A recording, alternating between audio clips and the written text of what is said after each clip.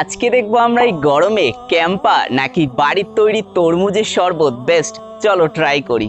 আসসালামু আলাইকুম বন্ধুগণ, আমি সাধারণত একটা শর্ট ক্রিয়েটার, তো এই ধরনের ভিডিও আমি শর্টসেই ক্রিয়েট করি।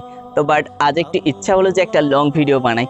তোমাদের যদি ভালোবাসা মোটামুটি পাই, ইনশাল্লাহ এরকম লং ভিডিও প্রতিনিয়তই আসবে। ভিডিওটা ক্রিয়েট করার জন্য লাগবে একটা ক্যাম্পা, তাই তো আমি বাড়ি থেকে 20 টাকা নিয়ে চলে এসেছিলাম একটা দোকানে। সেখান থেকে 20 টাকার একটা ক্যাম্পা নিয়ে বাড়ির দিকে রওনা দিলাম।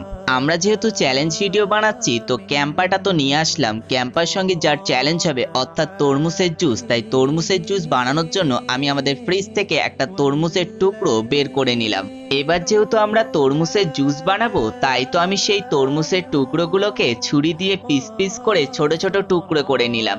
এরপর একটা মিক্সারের মধ্যে সেই টুকরোগুলো দিয়ে মিক্সারটা চালিয়ে দিলাম, আর খুব সহজেই তরমুজের টুকরোগুলো ব্লেন্ড হয়ে গেল।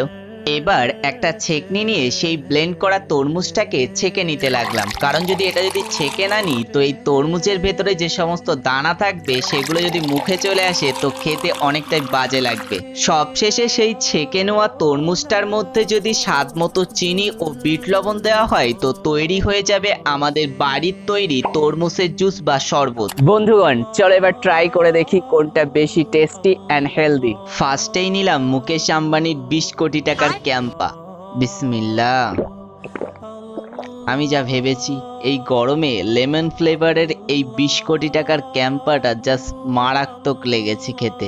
এবার নিলাম নিজের হাতের তৈরি তরমুজের শরবত বা জুস। বিসমিল্লাহ। আলহামদুলিল্লাহ, মোটামুটি ভালোই হয়েছে। আর ভালো হলেও বা ভালো বলবো, আর খারাপ হলেও ভালো বলবো, কারণ নিজের তৈরি জিনিস কি আর খারাপ বলা যায়?